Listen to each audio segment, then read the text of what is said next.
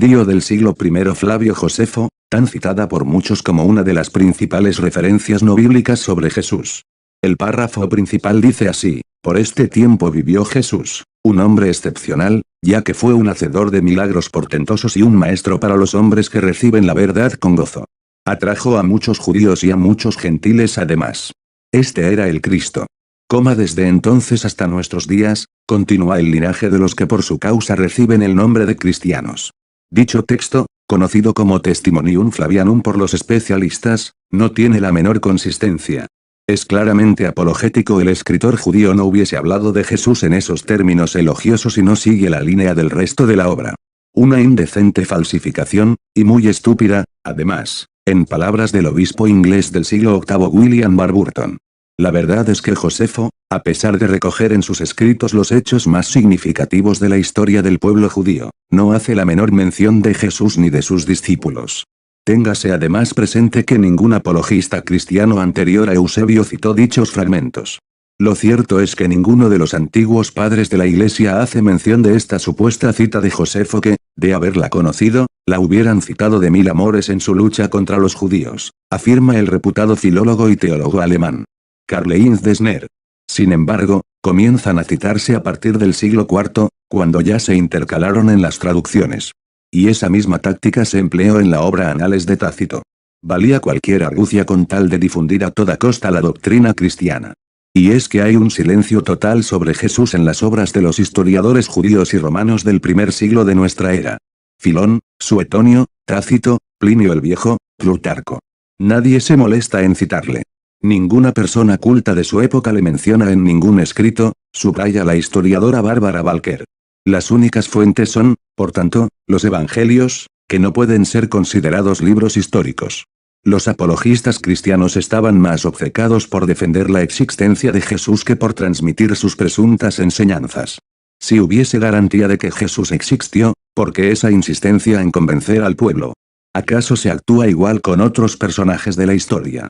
Resultaría absurdo. Lo irónico es que esos padres de la Iglesia jamás aportaron pruebas, sino afirmaciones insostenibles, acompañadas de amenazas de condena eterna si se dudaba de la historicidad de Jesús. Del mito a la historia. Pablo, el verdadero fundador del cristianismo, convirtió la resurrección de Cristo en el núcleo de la fe cristiana. Ahí tenemos ya, en palabras de Gonzalo Puente Ojea, la ficción teológica que abrió el camino para una nueva religión, el cristianismo. Sorprende que Pablo no transmita nada acerca de las enseñanzas de Jesús.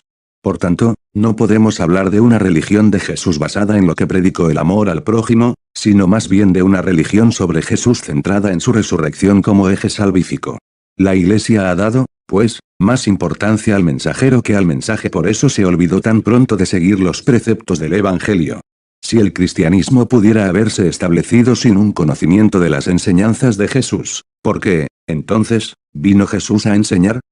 El hecho de que no haya un solo sermón del Jesús de los Evangelios que sea citado por Pablo en sus muchas epístolas, es inexpugnable, y ciertamente fatal para la historicidad del Jesús del Evangelio, afirmaría Magurdich Mangasarian, que abandonó su cargo como ministro presbiteriano al descubrir inconsistencias bíblicas. En Pablo se aprecia la huella de la gnosis, presente en algunas de sus epístolas en las que no aparece el Jesús histórico por ningún lado, y también el pensamiento platónico, con su idea del alma inmortal. ¿Cómo es posible esta paradoja? Puntos suspensivos. Solo hay una respuesta: admitir que entre esas epístolas algunas no son de su autoría, sino elaboradas posteriormente por ciertos apologistas. En dichos textos, Pablo se refiere a un Cristo místico, perteneciente a una realidad espiritual que se encuentra dentro de nosotros mismos. Estoy crucificado con Cristo, y ya no vivo yo, pues es Cristo el que vive en mí. Gal. 2,19-20. Lo mítico fue transformado gradualmente, por arte de la falacia teológica, en histórico. Así, la interpretación literalista se impuso de forma drástica cuando el cristianismo se convirtió en la religión oficial del imperio y luchó de manera implacable contra aquellos que se oponían a la ortodoxia. Se iniciaba un periodo oscuro de superstición e incultura. El gnosticismo del griego gnosis, que significa conocimiento, sistema filosófico místico sobre el que se fundamentaron las doctrinas mistéricas y según el cual el contacto con la divinidad puede alcanzarse a través de la vía interior, era una herejía. Grandes bibliotecas repletas de textos gnósticos y numerosos templos paganos fueron saqueados y quemados. La eminente filósofa pagana y científica Hipatia de Alejandría sería cruelmente asesinada por un grupo de fanáticos cristianos, obedeciendo órdenes del obispo Cirilo. La Iglesia comenzaba a cosechar poder y riquezas, distanciándose cada vez más de aquel espíritu humilde de las primeras comunidades cristianas, que pretendían seguir las enseñanzas del Jesús de los Evangelios. El bienaventurados los pobres se convirtió en bienaventurados los pobres de espíritu. El cristianismo, que fue la religión de una comunidad de hermanos iguales, sin jerarquía y burocracia, se convierte en iglesia, en reflejo de la monarquía absolutista del Imperio Romano, afirma Erich Fromm. La Iglesia, en su afán por perpetuar su dominio, solo quería ignorantes entre sus feligreses para persuadirles fácilmente y grandes eruditos en su jerarquía apostólica para velar por la tradición eclesiástica. Una jerarquía, por cierto, que se creía sucesora directa de los discípulos de Jesús. Y que no soportaba a sabios ni a filósofos que tendían a cuestionar los fundamentos de la fe o tenían una visión metafísica alejada de la teología cristiana. El filósofo pagano Celso, refiriéndose a los cristianos, afirma, siempre están repitiendo, no examines. Solo cree, y tu fe te hará bendito. La sabiduría es una cosa mala en la vida, es preferible la necedad. Celso demuestra un gran conocimiento de la religión cristiana, siendo sus críticas muy fundamentadas, citando numerosas fuentes, examinando las contradicciones bíblicas y mencionando las sospechosas coincidencias con las doctrinas mistéricas, así como el plagio y deformación que hacen los apologistas de las enseñanzas griegas y del judaísmo. Su opinión sobre el episodio de la resurrección de Cristo no puede ser más tajante, pero lo que se debe examinar es si alguno, verdaderamente muerto, ha resucitado con su propio cuerpo. Como estando vivo no pudo socorrerse a sí mismo, pero después de muerto resucita y muestra las señales de su suplicio, como habían sido taladradas las manos. ¿Y quién vio todo esto? Una mujer exaltada, como ustedes dicen, y algún otro del mismo grupo de hechiceros. Celso considera indigno que el Hijo de Dios muriese de esa manera y que al resucitar se apareciera de forma extraña a unos cuantos discípulos suyos, tan poco fiables en sus testimonios. Si Jesús quería mostrar su poder divino, debiera haberse mostrado a los que lo insultaron, al juez que lo condenó y a todo el mundo en absoluto, opina el filósofo, quien niega la existencia de Cristo igual que la de los dioses paganos. Porfirio, filósofo neoplatónico, también es rotundo en su obra contra los cristianos, de la que solo se conservan unos pocos fragmentos. Los evangelistas son inventores, no historiadores de los acontecimientos realizados en torno a Jesús. Cada uno de ellos escribió no en armonía, sino en desacuerdo, especialmente en lo que se refiere al relato de la pasión. Cuando a lo mítico le damos carácter histórico, le estamos arrancando su verdadero valor simbólico. Y eso ha ocurrido con la figura de Cristo, tan manipulada a lo largo de la historia eclesiástica. Su naturaleza arquetípica e imperecedera está fielmente reflejada en los manuscritos gnósticos de Nag Hammadi descubiertos en 1945, que nos han llegado intactos y que relatan el auténtico significado oculto del cristianismo primitivo, muy alejado de la ortodoxia religiosa impuesta con posterioridad por la Iglesia. Estudiando esos manuscritos, y comparándolos con los textos sagrados oficiales, vemos lo lejos que se llegó para urdir lo que a mi parecer es el gran fraude de la historicidad de Cristo.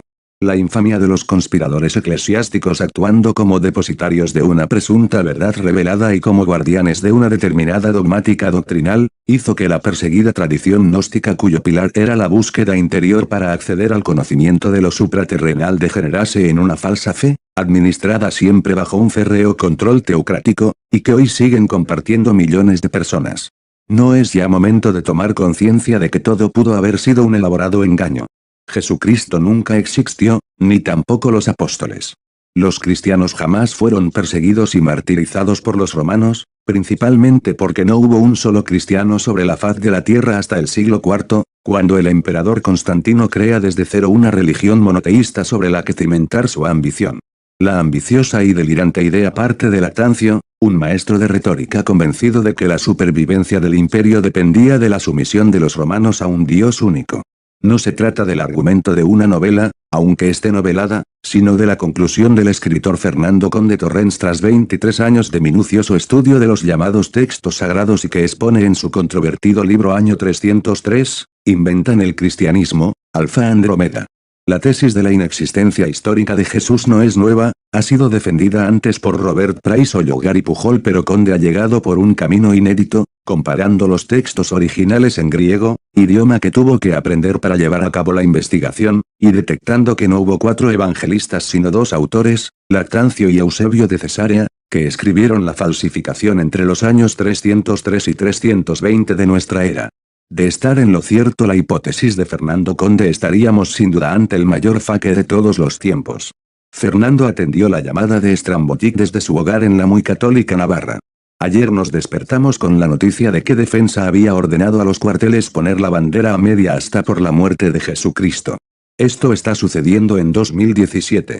La sociedad sigue estando muy condicionada por la religión católica, el 100%, incluso los que se denominan ateos o agnósticos, entre otras cosas porque sus hijos se educan donde se educan y con las consecuencias fatales de este fraude.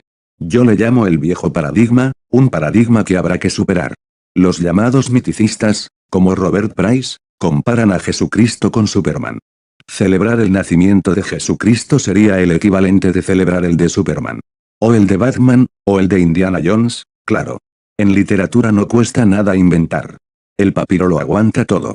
Porque no se ha desmantelado esta enorme falsificación en 1700 años.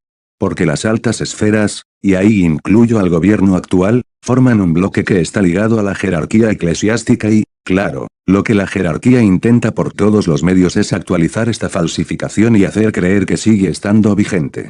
Llevada a sus últimas consecuencias, un libro como el suyo, que demuestra la falsedad del cristianismo, debería implicar el desmantelamiento de toda la gigantesca estructura creada en torno a la figura de Cristo. Efectivamente, si la sociedad asume que Jesucristo no existió, ni ningún apóstol, ni hubo mártires, se producirá eso que tú dices, pero eso es solo el paso previo. Lo importante es que recuperemos la doctrina auténtica que existía antes de que aquellos 3 sinvergüenzas Lactancio, Constantino y Teodosio la sepultaran con el cristianismo. No basta con eliminar algo negativo, tenemos que recuperar lo positivo que se nos robó. ¿A qué se refiere? Al helenismo que había en Grecia antes de Constantino. El gran crimen del cristianismo no es que nos haga adorar a un ser que no existió y de una visión de la divinidad falsa, deformada y casi indecente. Los mejores hombres de la humanidad hasta entonces, que habían nacido en ese paraíso para el pensamiento libre que fue Grecia, habían encontrado el motivo de la existencia, la razón de ser, la forma de evolucionar y de crecer, y lo exponían en escuelas de sabiduría, de las que en Atenas había 3, además de en Alejandría o Nicópolis. Esa doctrina que resiste la crítica del hombre del siglo XXI, porque la verdad con mayúsculas no puede ser rebatida, fue sepultada por los cristianos, cerraron las escuelas, quemaron los libros y nos dejaron ignorantes. A cambio, nos dieron una doctrina majadera y en eso estamos, 52 generaciones después, carentes de herramientas para la vida. Espero que Occidente sea capaz de decir no solo esto es falso sino también esto es auténtico y recupere lo que perdió con Constantino y compañía. La victoria del dogma sobre la razón. Punto. Y de la victoria del fanatismo y la intolerancia sobre la ciencia, la inteligencia y la evolución,